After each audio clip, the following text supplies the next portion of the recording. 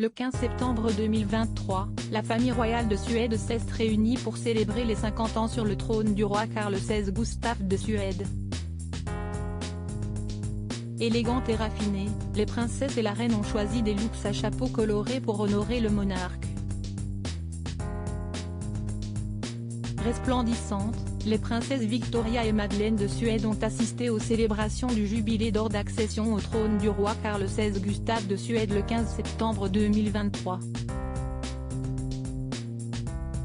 Elles étaient entourées de Christopher O'Neill, époux de Madeleine, de la reine Silvia, du prince Oscar, du prince Daniel et des princesses Estelle et Sofia, Hellqvist, de Suède. Sensationnelles avec des looks à chapeau, les princesses avaient choisi des tenues colorées pour faire honneur au monarque. Accompagnée de son époux le prince Daniel, Victoria a opté pour une tenue dans les tonalités lavande avec un chemisier à fleurs ainsi qu'un chapeau violet vif. La princesse Madeleine a choisi quant à elle un look bleu flashy avec une robe drapée et un serre-tête en satin. Assortie à sa mère la reine Silvia, la femme du roi a opté pour une tenue bleu cyan comme sa fille ainsi qu'un châle lavande. Au balcon, la princesse Sofia était lumineuse dans une robe jaune et portait également un chapeau assorti à sa robe. Oscar, la star du balcon adorable et très chic dans un costume. Oscar, le fils de la princesse héritière Victoria de Suède et de son époux, le prince Daniel, a même pu saluer le public au balcon. Sa sœur aînée Estelle portait de son côté une robe boutonnée.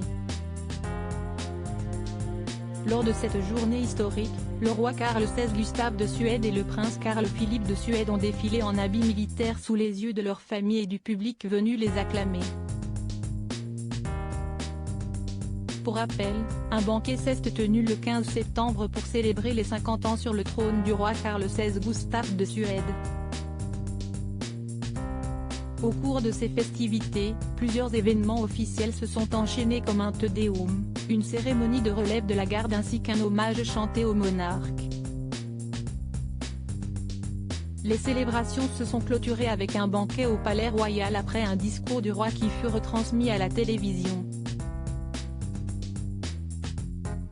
Parmi les prestigieux invités, on pouvait aussi retrouver les représentants du Riksdag, le Parlement suédois, les membres du gouvernement, les présidents des partis politiques, les gouverneurs des provinces, et des représentants des autorités, des forces armées, du monde universitaire, des affaires, de la culture, des médias, des académies royales, des fondations, des communautés religieuses et du personnel de la cour, indique Paris Match.